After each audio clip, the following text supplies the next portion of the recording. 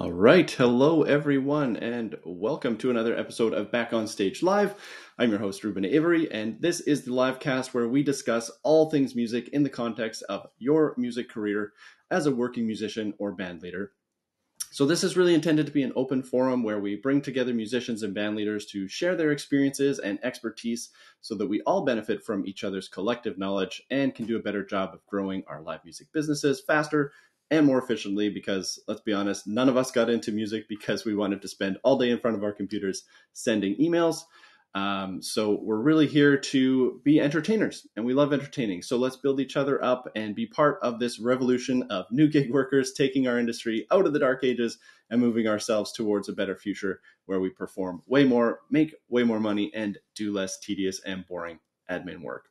So this show is really intended to be an open dialogue. So if you're joining us for the first time, please click on the join button underneath my face so that you can jump into the fan spotlight there and I can invite you on stage to share your ideas if you are comfortable doing so. I will also mention today's being recorded, so if you happen to miss any chunk of it and you want to go back and refresh at a later date, you are welcome to head over to our website at backonstageapp.com and click on the live button at the top to find a recording of this livecast. Awesome. So today we are discussing all things production, and specifically with a lens on weddings. This is sort of part 3 of our Mastering Weddings series, and we are chatting about everything to do from front-end PAs to monitoring to lighting equipment, everything you'd need to do a good job of putting on a wedding production. So let's get right into it here. I'm just going to sort up my windows, and while I'm doing this, if you are brand new to us here, I would love to hear if you are brand new to Back on Stage or if you're familiar with what we do. Please post in the chat there if you are an existing Back on Stage person, if you use our software for any of your business matters currently, or if you are brand new to us. You can just put a yes BOS or no BOS in the chat there, and that will help me get an idea of whether or not you are brand new. Okay, just give me 2 seconds here. I'm booting up my slide deck over here on my other monitor for you guys. And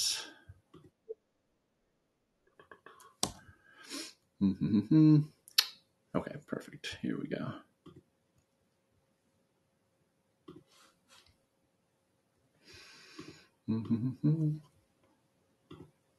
Okay.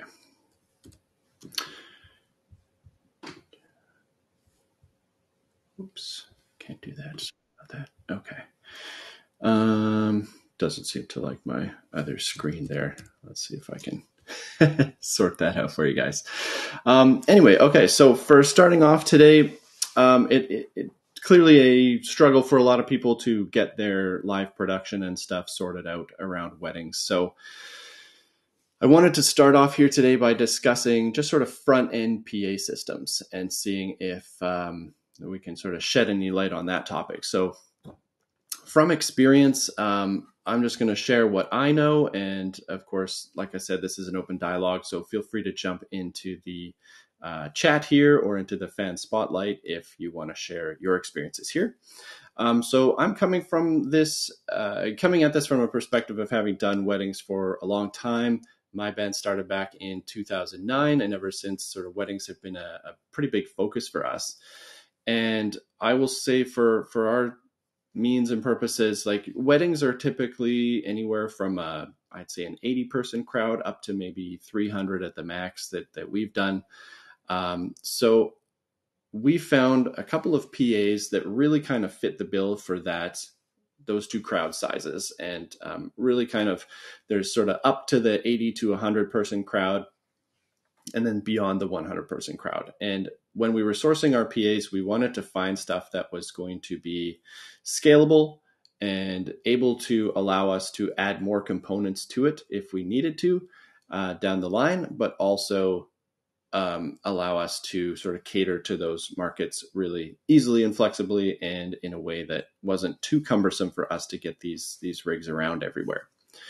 So essentially what we had to do was, find a couple PAs that could cater to those two systems. And I'm going to share them with you here. Don't know if my screen share is going to work here today. I'm not sure if anybody can see what is coming up on my screen there. If you could post in the chat. I don't know if this is just a tech difficulty on my end or what, but maybe what I'll do here is stop sharing my screen and try again. If anybody is able to see my slide that's coming up on the screen there, if you can post a yes in the chat, that would be helpful. I know there are 4 of you out there. If you're listening to me, I would appreciate it, because I can't see it on my window here. Hello, Hannah. Cannot see the slides. Okay, thank you, Fran. I don't know what's going on here today, folks. I apologize for this. I'm going to take down my camera momentarily here while I try to sort this out. And so you will not see me on your lovely screens there, but I know you can still hear my voice. So anyway, if I can't get this sorted out here, I will just talk through this with you guys today, but hopefully this will work itself out for us. So essentially, the first PA I wanted to chat about is the Yorkville, and it is actually all the equipment today that I'm going to talk about for front end stuff as well as monitoring. A lot of it's Yorkville stuff, because what I've discovered is that in this industry, you need to have a PA system that's flexible enough that you can, replace parts of it if you need to on really short notice. And okay, I think my screen is going to work now, so I'm going to start this up one more time. Okay, how's that? Can everybody see my slides now? If you can post a yes in there, I think those should be coming through because I see them on my web screen here. So that should be good. And I'm going to blow these up and make them full screen so it's even more. Yes, hey, all right, there we go. Yay for tech difficulties. All right, front-end PA. So my top pick for large weddings are the Yorkville PSA1 line array tops. Now, if you are in the United States, I believe you can still get these in various places. In Canada, our Long and McQuaid is the music store up here. You may be able to find them at Guitar Center, things like that. But either way, line array systems are pretty common. And so they look like this. And the nice thing about them is that they are stackable. So if you need to scale up for a larger event, you can do so. And they're stackable in 2s. I think you can do even more than that if you're hanging them, but I've never had to hang them for a wedding. The crowds just don't tend to get that big at a wedding.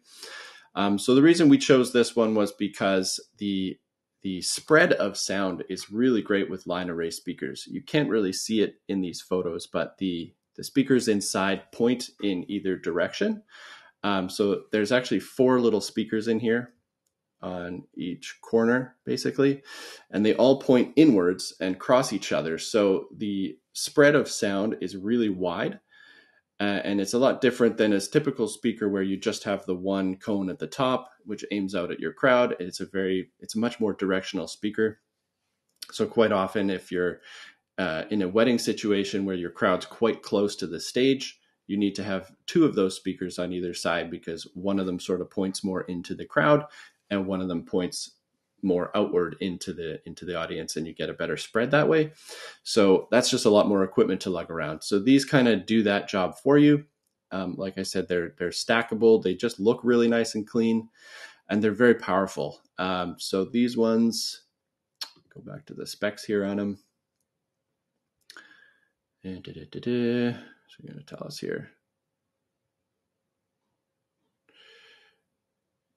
Yeah, they go loud. They've got 128 decibel peak in there, but I think these are 1200 watt speakers or something. I'm not seeing it in here, but I read slow. Anyway, really great speaker system. They mount on top of a pole, so you need to have a subwoofer to sit them on top of. So that's the next thing I want to mention here is the subwoofer.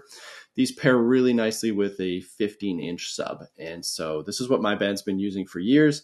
We kind of hacked this by putting some wheels on the back of the sub. So on the back side here, unfortunately, they don't have a photo of the back end of this subwoofer here.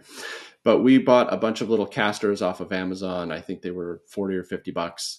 And because this cab is actually made out of wood, we can screw those right into the back. So that's another cool consideration, is that when those wheels are on the back, you flip this subwoofer up onto its backside, and then it rolls around like its own cart. Subs are really heavy, so that's a super handy addition to put on there, so you're not breaking your back moving these around all the time. And I even constructed a little wood panel to go on top. So the two subwoofers, because we have one on either side of the stage, they both have wheels on the back of them. So we flip them up onto their backs to transport them, and we actually push them together. And then when they're stuck together, we pop a little piece of wood on top of them that kind of grabs their corners and holds them together as a big cart. And then we can even put the tops on top of there and other stuff, mic stands and things. So we actually use the subwoofers as a cart when we're loading in and out, and just makes the whole process really quick and efficient. So that's kind of the name of the game with weddings, kind of getting your sound system, at least in my experience, getting your sound system down to a bit of an art, because quite often weddings have a really quick turnaround time, at least in my experience. So we're rolling in there at 1 and we have to have everything set up by 3:30. And when you're dealing with a hotel and there's freight elevators involved and other traffic going on in there, for example, it can take you an hour to get to the ballroom sometimes. So get everything in there. So when you start setting it all up, it has to go up really quickly. It has to come out of your vehicle quickly. And the nice thing about this rig too is it fits in the back of a minivan. So I've actually got a Toyota Sienna myself, a small minivan. The back seats fold right down into the floor, and then these two subwoofers and the tops can just slide right into the back, along with all of our cables and everything else. Even our carts fit in there, and I still have room for 4 passengers. So it's a really sort of high efficiency rig. We get it in there really easily. It packs a punch for the show itself, and it looks pretty good. So that's sort of my top picks for front end stuff. And this would be for anywhere. I mean, this kind of works for any size wedding. The footprint of this rig, unfortunately, I wasn't able to find a picture in time for the show today, but I will include some on the blog post afterwards. So the footprint is really just as big as the subwoofer. 2 of these subwoofers, one on either side of the stage. These are, I don't know, about maybe 2 feet wide, 2 feet deep by about 1.75 feet, maybe wide. So that's really the entire footprint of this thing. So it really could go any size wedding, but if the crowd size is really small, or if you're in a really tight venue, it might be just a little bit overkill. And just may look a little overpowering, especially if you're just doing like a duo or a solo performer or something like that. So that's why I wanted to talk about the next PA option we have, which is these things right here. These are the Electro Voice 50s. And this is a really versatile column speaker. As you can tell, they look really nice. They're very sleek. It's a much smaller setup than the previous one we looked at. On the backs of these things, they have a mini mixer as well. So this is the 50. There's another model that's the 50M. And these would be really great for literally any type of setting. I've done 7-piece string groups with these. The 50M version has a larger mixer on the back here. It's got, I believe it's 6 inputs. So it's got like 8 channels, but only 6 mic inputs, I believe. And then there's space for auxiliaries and stuff. So really versatile little system. Even with just 4 knobs on the back here, you've got this rotary dial here. It's got built-in reverbs and delays. It's got a full, parametric EQ on every channel, as well as sort of it's not quite a full 32-band graph EQ, but it does have a sort of a mini graph EQ on the whole system itself. So there's just a ton you can do with it. And it's also Bluetooth connectable. So this 4th channel here is actually Bluetooth connectable, so you can blast your iPhone right into that if you need to run tunes off of this thing during a show, during your breaks or whatever. And of course, you can put it either in RCA connectors into there, or it's got a little 1/8" jack there as well. So they've really thought about a lot, and then even the mix out or the through can be used to connect this to another system if you're linking these together. So if you wanted to do a right and a left speaker, but you just wanted to have your left speaker be the mixer, for example, you could do that as well. So these have been super handy, and I use these in the situation where we're doing really small weddings. I'd say about 100 people or less.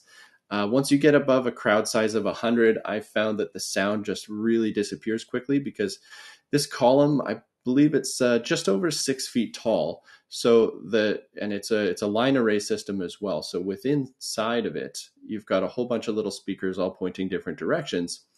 But because it's only about 6 foot, I think it's 6'4" or something like that, these top speakers here, there's only about 2 or 3 of them in there. At the top portion, will clear the heads of most people in the crowd, but all of this rest of the body of the speaker is just blasting right into the chest of the person who's standing right in front. So if you're using these in a bigger setting, the sound just doesn't carry past the dance floor, really, if there's a lot of people on the dance floor. So that is one consideration, but they're super easy to port around. You can buy cases for the subwoofers that have wheels built right onto the bottom. So this again kind of becomes a cart. The little column speakers on top have their own carrying case as well that just sit right on top of the subwoofer, and it just makes it really easy to move this whole PA around. It's not too heavy. It's easy to throw into the back of your car and move it around. So again, like I would say, this is great for crowds of about 100 or less. You've got the mixing capabilities on the back. But if you are doing, and I have done full bands with these, I just did a 4-piece band the other day, but we've done our 8-piece funk band with these as well in smaller settings. They're great for wedding shows and things where you have to set up quickly and take up a small footprint. But you will still need a mixer in conjunction with that, obviously, if you're wanting to plug a lot more into those. The other thing I'll say about these is that I'm not entirely sure of their lifespan. The nice thing about the Yorkville systems, in my opinion, is that they're easy to repair. The Long and McQuaid stores in Canada, at least, have their own brand of PA equipment, which is this Yorkville system. And so all of it's repairable in-house. I can just go right back to my Long and McQuaid store, take that speaker in, and assuming they've got the parts, it's usually a pretty quick turnaround to get those repaired. And even if they don't have the parts, you can easily rent a loaner that's exactly the same thing, and they're really readily available because they stock that stuff like crazy. Unfortunately, with the Electro Voice systems, they don't have those as readily available. At least here in Canada, they don't rent them at our music stores up here, so they're harder to replace. If one of these were to go down in the middle of a gig and we had a bunch of gigs coming up, we would want a replacement. We would need to go grab something else to fill in that gap, and it wouldn't look right if we had one speaker there on one side and on the other side of the stage, it's something completely different. So we basically need to rent a whole new front end PA when one of these goes down. So that is a bit of a liability. And unfortunately, in my experience with these, they don't have the best longevity. We had a problem. We bought 2 of these. We had a problem with one of them within the first few months of owning it, and it took months to get it repaired. So I will say, with a bit of a word of caution, if you're going to make these your main PA and it's all you're getting, be advised. It may be a little tricky. You don't have to dig too deep on YouTube to find a lot of people having issues with these. I've heard of the volume knobs here, or just channels just stopping working. Like you plug in anything to it and you just don't get any signal out of it. And there's just nothing you can do. The problem with ours was that the column speaker on top stopped working. So there was still audio coming out of the sub, just the low end bass notes and stuff, but the whole column just disconnected for some reason and it would not work. So yeah, just a little word of caution there on those. But otherwise, they function when they are functioning. They function great, and they're easy to move around, and they sound amazing. So, of all the column speakers out there so far, I think they're definitely one of my favorites. Awesome. Okay, so that kind of covers up our front end PA stuff. I'm going to open it up in the chat right now. Is there anything that you guys have experienced in your front end PA worlds that you'd want to share here? Either prop it up in the chat, or if you're wanting to join the fan spotlight here and talk to me about any of this stuff and ask questions that way, just hit the join button beside the fan spotlight button there in the corner. And from there, you'll be able to jump on stage with me and we can chat together, which is the whole point of these talks. So hope some of you will join me here. All right, so that's front end PA stuff. We'll move on to monitors now. So in-ears versus wedges. This is a really big topic that even my band is still sort of struggling with today. We've kind of gone back and forth many times over the years and tried out different things. I will preempt by saying, in-ears, as an audio tech, I'm also an audio tech, and in-ears are by far my preference when it comes to dealing with sound, because it just makes the band easier to mix from the room's perspective. When everybody's on in-ears, they tend to not turn their amps up as loud or not need to turn their amps up as loud. And it just sort of makes the sound in the room a lot nicer because of that.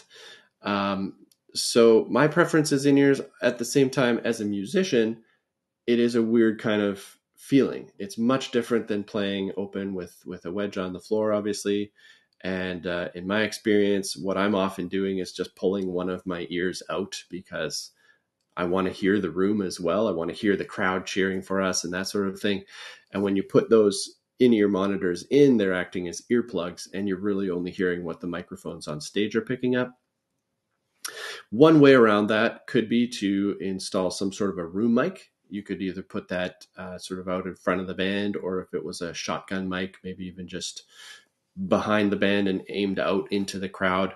But that's one way to just sort of get the crowd sound into your mix. And of course, you wouldn't put that through the main speakers, but having that wired into all of your in-ears can really help the band feel like they're a little bit more a part of the crowd, which definitely helps the performing experience. And I will say, for my personal preference on in-ears as well, mix-wise, I love having a little bit of reverb and delay in there because everything's just so clean when you're not hearing the room. And for some reason, it actually kind of makes me more nervous. I sweat more when I'm not getting that reverb and delay in there because it just is such a weird feeling.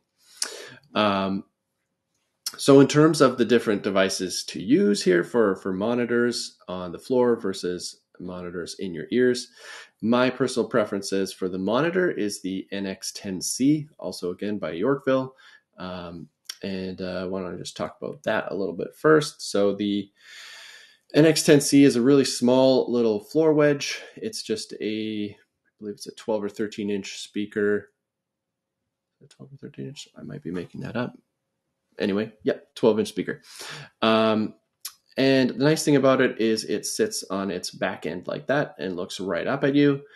For all the bands in town that I mix currently, they love these things. The first thing that happens when I get them out and I put them on the stage, people are like, what? That's really small. Is that going to be enough? And it always is. These pack a huge punch. I think they're 300-watt speakers. If you have these pushed to the max all night, you're going to be going deaf. So they can definitely do the trick that you need them to do. On the back side, they've got a mini mixer built in there, which is super handy. You can even link them to one another as well. And they've got a little carrying handle on the back, which is really nice. They also have a hole in the top. As you've noticed, that hole goes all the way through the speaker. So you can mount these on poles as well.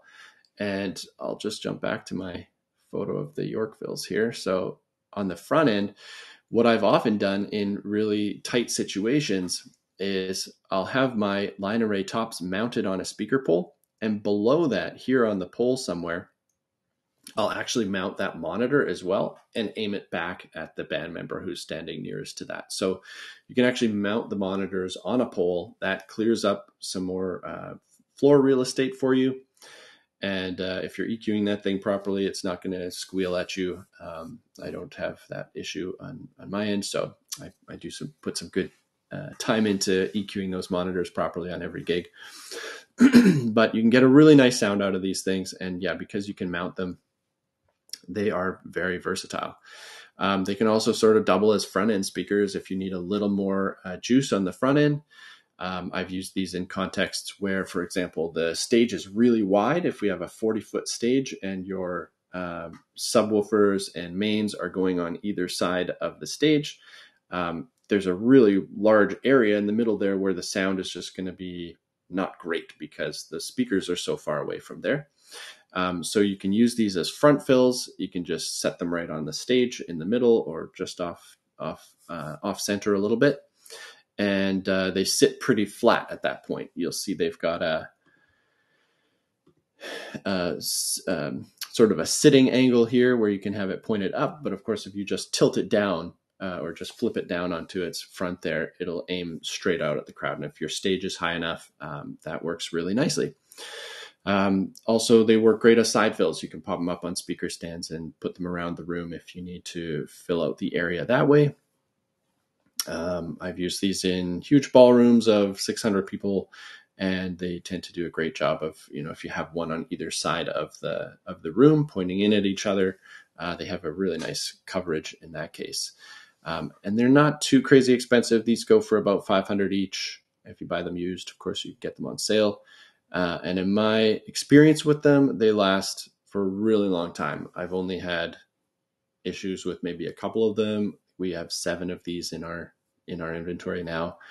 And yeah, they're just great little workhorses. Like I said, they pack a really great punch. They're built really sturdily. You got to bear in mind that all the Yorkville equipment is built by a company that rents music equipment. So it's in their best interest to make this stuff really durable and kind of dummy proof because they're renting it to people who don't always know what they're doing with sound equipment, don't always treat it very well, and they still want it to last a long time. So unlike the Electro Voice stuff that we looked at here, this stuff is not built by a company who rents all their equipment out to make a living. They're just trying to sell it and make a profit. So obviously, it's not going to last as long because they want you to replace it in a few years. Okay, so that is monitoring stuff. I will say, in-ears. Okay, so in-ear packs, I will say I tried this one out a couple weeks ago. This is the Shure PSM 300. There were no issues with it at all, no interference, anything. It sounded great. So it would be awesome. However, they come up with a really high price tag. These are $1,000 each. If you've got a band as big as I do with 9 people in it, that is a lot of money. And we probably will not be transitioning to these as a full band anytime soon because that's just a crazy amount. But it is kind of handy that it's got in the back side here. I don't know why they don't have more photos on this one, but in the back end, you can actually plug in 2 different signals so that you could have sort of the band mix coming in on one channel and your own line coming in on another, so that you can actually use this little lever on the side of the body pack to mix that on the fly. So if you're the guitar player and you need a little more of yourself in your own in-ear mix, you can dial that up on the fly without having to bug the technician about that. That is a little handy. Not sure how practical it would be in my own personal use case. We have a digital console for all of our mixing, and everybody in the band can have their own mixer on their own app and control their own mix completely. So that may be a feature that kind of maybe becoming a little more outdated, I guess. But I do kind of see how it could be handy if you're in a big performance situation and you don't want to be fiddling with your mixer on the stage. And you just need to dial yourself up a little bit here and there. That could be handy, but is it worth paying that much? I don't know. That's up to you. So that is the PSM 300. I've heard lots of good reviews about that one. So that's that. However, I did also want to mention these guys. My band's been trying these out for a long time. This used to be a little bit cheaper, but yeah, everything's gone up since we bought it. What this is, obviously, sort of a cheap overseas knockoff of the better stuff, but for the price, you can't really go wrong. $500 gets you 6 body packs as well as 2 transmitters. So this is a one single rack mount unit that's got 2 transmitters in it. These have, I believe it's close to 16 different frequencies or something that you can dial them into. And generally they work okay. I will say from experience, there is quite a bit of frequency interference on this unit. It's pretty frequent for us to be hearing those as we're performing, and the sound just kind of cuts out for half a second. It's not usually the end of the world. We can make it work, but it doesn't make for a fantastic experience as a performer. So maybe not the best rig out there, but if you're looking to just kind of experiment with in-ears in your project and see if it's something you want to try out, it's a great way to get started without having to commit to a huge price tag up front. Of course, most music stores do rent in-ear monitor systems, so that's a great way to try them out as well. Yeah, so another thing I'll say about this one is it does tend to kill our Wi-Fi as well. I don't know what's with their frequency transmitters here, but I guess they're close enough to the Wi-Fi bands when we boot up our router at our gig and try to connect our mixer to it, and then we turn this thing on. We have Wi-Fi connectivity issues like crazy. So yeah, it was an experiment. You can experiment with it too, but be advised, there are a few imperfections in it. Okay, so that's in-ear monitoring and out-of-ear monitoring. So any questions on that? Again, post them in the chat. Jump into the fan spotlight if you would like to ask any questions about any of this stuff or present your opinions. I'd love to hear from you guys if if you have tried out any wedges or monitors or in-ear monitors that you've really liked in the past. Jump on in, talk. Let's share our knowledges. All right.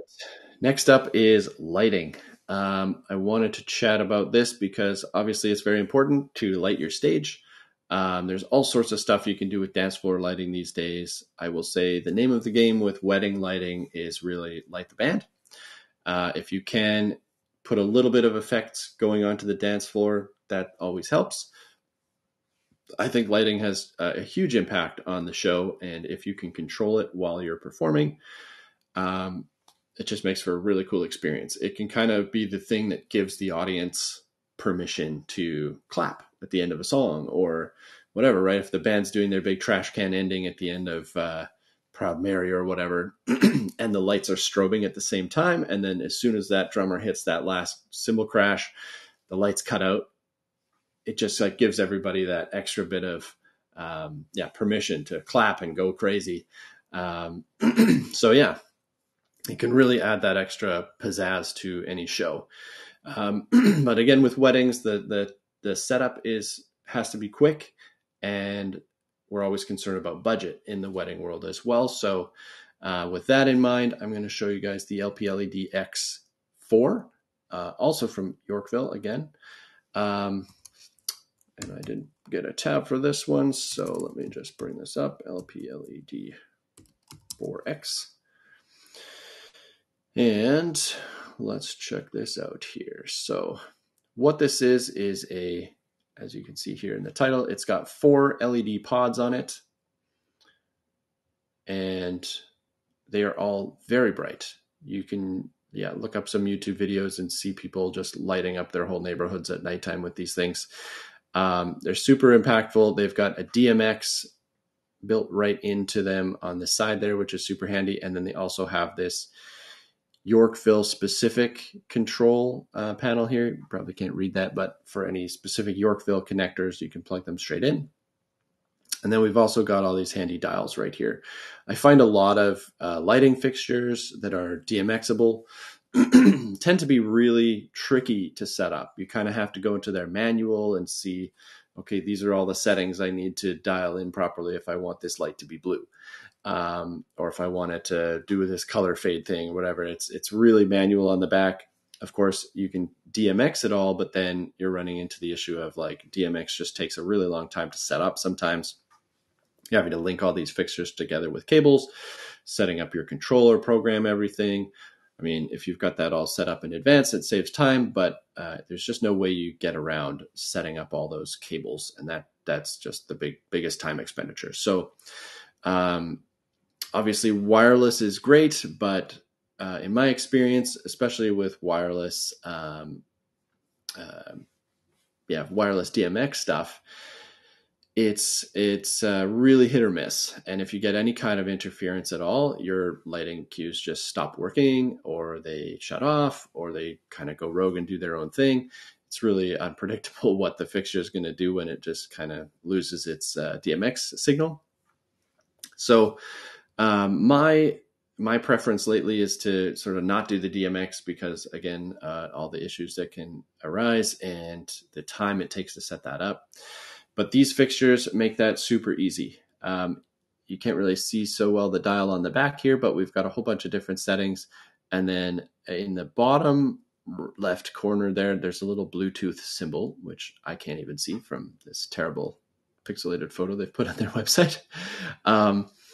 But what this does is it connects to a specific Bluetooth app that Yorkville has created, and it allows you to control these fixtures from a mobile app on your phone or iPad.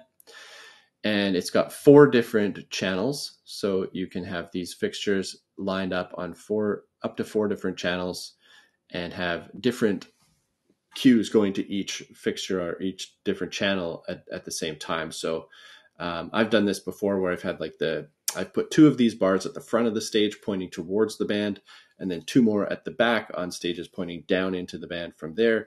So the crowd kind of sees the effects lights going on in the background, as well as getting stuff on the front. And then, the front lights you usually want to light with just sort of a cream or an off-white sort of beigeish tone to sort of warm up people's skin tone, but keep them pretty well lit. And then in the background is where you kind of have all the cool effects going on. So I would have the front pair on channel A and the back pair on channel B, for example. And then within that, just be able to create some really cool scenes. And these are wirelessly controlled, so you can link them up to the iPhone app. In my experience, the iPhone app does have some connectivity issues, and sometimes you need to reconnect. If you have 4 fixtures all linked to that, I've had it where like one fixture will disconnect and then another one stays connected, and then I'm trying to reconnect them, and then the other one connects, but the other one disconnects, and it's kind of finicky. So just to reduce the amount of possible errors there, what I've done in the past is I will link these units themselves together with an actual cable, which you do through this little Yorkville section in the back there. And then I only have to connect to one of those fixtures with the Bluetooth app. And then I control that one fixture, and then the other fixture just mimics what that first one is doing. So it's kind of in a slave mode. And that just has made things a lot easier because it's just easier to connect to one fixture than 2 all the time. And that's worked out really well. So you can see these get a huge range of color. You can do really any color once you've got the Bluetooth or DMX lined up. On the back with the dials, you've got, I don't know, maybe about 20 or 30 different color options. You just spin this little dial around here to dial in the different effects there. And so these mount on top of poles and are, like I said, really bright. I find 2 of these do a perfectly adequate job at lighting an entire stage. And if you've got 4 of them and you put 2 in the front and 2 in the back, you've really got all your bases covered. These retail for about $1,500 a piece. And if you're in Canada, you can get them about half price on the Long & McQuaid sort of blowout days in September where they clear out all their inventory from the year. So if you can hold your horses until September, you can get a really good deal on these bad boys. All right, so that is lighting with our LP LED 4X. As for dance floor lighting, there's a whole bunch of stuff from ADJ. I don't know if there's anything. really want to crazy recommend. Maybe in a future episode, if you guys are really into lighting, I can talk about some of the other effects we've got sort of going on in our band right now. There's some really cool little mover headlights you can buy on Amazon that are only about $100-$150 each. They're super impactful if you put them behind your band. They're just a wash light, but they tilt and they go to the sound and everything. And again, those are really easy to set up if you just we've kind of fixed them all inside of a hard case and link them together. So we just get to the gig, we open up this case, we plug it in, and all 4 little moving headlights that we've installed in there just start doing all of their magic in the background. And we just put those behind the band, behind the drummer, whatever. And it just brings a lot of really cool activity to behind the band. So if anybody's interested in that, maybe we'll put some links to videos of what those look like in our blog post as well. Awesome. Okay, so that is front end, that's monitoring, and that is lighting. We've covered a lot here today. My top. Okay, so yeah, outsourcing engineering versus doing this internally in-house. So this is the other big consideration when you're in the wedding space and doing sound. Do you hire someone else to do this for you? Do you do it yourself? Caveats of doing it yourself. First of all, you, in my opinion, cannot play in your band and do your own sound at the same time. It just makes for a really poor look to things, and you never really know what a speaker sounds like when you're standing behind it. So you don't know if the vocals are too loud or too quiet, or if the drums are too loud or too quiet. And if you're running out in the crowd all the time to try to figure that out and then come back on stage and adjusting your mix, it looks really unprofessional to the crowd. And if you want to command a good price for your services in the wedding industry, you need to be more polished than that. So that said, if you are in a position in your band, for example, I play trumpet in my band, and we scale to a bunch of different sizes. So if my band is going out today as a 9-piece, I have to play. I'm not going to be doing sound. We're going to hire someone else to do sound. But this is somebody that we work with and that we've trained to do our own sound, and they show up and they run our equipment. We're not hiring them as a tech company to come and bring all that tech in. We have all that in-house, so they're really just showing up to operate and set up and tear down. But if it's a smaller band day, for example, maybe we're just doing a 5-piece today and I'm not playing, then I will show up and be the sound guy instead. But I try not to do both. I don't want to be on stage and doing sound at the same time. So I will say that. So outsourcing your engineering. This is something that you may have to do in the beginning before you've really kind of figured out how all the sound tech equipment works in a live band context. But I would say my personal recommendation would always be to kind of bring that in-house as soon as you can. And the reason being is that it's a good moneymaker. It allows your band to expand into all sorts of other territories that you can earn revenue from. And generally speaking, financially, it makes a lot of sense, but it will take time to pay off. A big rig can cost easily $25,000. We're talking front end PA, all your cables, mixer, monitors, lighting. And then, of course, you've got transportation on top of that, and loads of other things as well. So you've got to store the unit somewhere or store the rig somewhere. And if you don't have a house big enough to do that, you're renting a storage locker. Obviously, it's a ton of equipment, and you don't want that getting stolen, so you need to insure it. So there's all the other expenses that come with owning as well. But I'll say from my personal experience, from a quality of life perspective, it's just so much nicer owning it all because I know what I'm promising my clients when I take a gig. I know what we're going to show up and what we're going to bring. I know the value we're providing, and I know exactly what we can do. If they're like, hey, can we plug our projector in and have audio for the slideshow portion of the evening? I know the answer is yes, because I know we have that many channels on our mixer. If they want to have a DJ that really bumps past, 11:30 and it's going to be really crazy, and they want to have the DJ use our system, and the DJ has some really heavy bass tracks and the sound system needs to handle that, I know the answer is yes, because I know what our system can do. So all those considerations kind of make that really, really nice. And of course, in my experience, renting PA equipment was always really stressful because I'd show up to the store and never know what they were going to have available. If I wanted specific stuff, I could call in and reserve it, but at least where I live, our music stores only take reservations a week in advance. So that also adds a lot of stress because as a wedding band, we're getting booked a year in advance. I would love to book my sound system then so I know what I'm providing, but I can't. I have to try to do that a week in advance. And if they don't have the equipment, then I'm just stuck with sort of whatever run-of-the-mill stuff they can give me. And I might be showing up on gig day trying to figure out a PA I've never ran before. And that just adds to the stress and doesn't really make the experience very enjoyable. So for those reasons, definitely owning stuff has helped a lot from sort of my personal perspective. And like I said, we're able to charge a certain amount of money for that as well, which pays off the rig pretty quickly.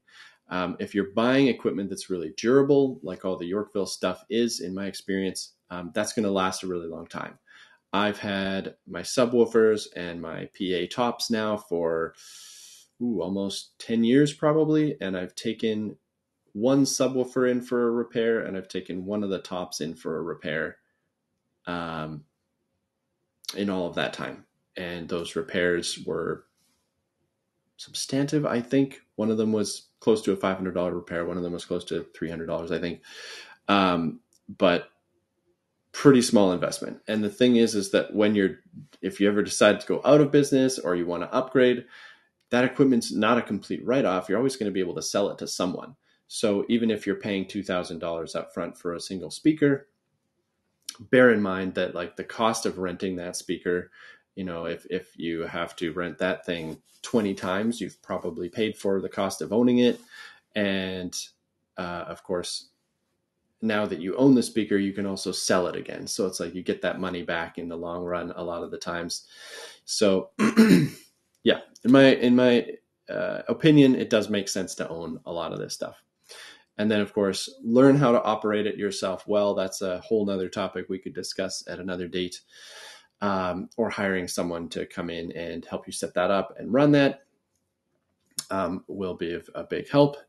I think probably, so next week we're going to be having a guest come on who's a very experienced sound technician. I'm very excited to speak with him. He is going to be doing a big talk on all things sound and production and stuff. So everything I've gone over today and sharing my opinion. He's going to come in next week and share his opinion on all of the stuff that he's done. And he's had decades in this industry. He says he's been doing sound since before computer screens were invented. So he's got a lot more experience than I do, and he'll be a great brain to pick. So I hope you guys can show up for that. So yeah, I think that's all I wanted to cover for today. Looks like there are a couple of you still here. If you wanted to ask any questions, I'll give you a few more seconds to pop them into the chat, or if you want to jump on stage and chat about anything that I have mentioned here today, I would love to chat.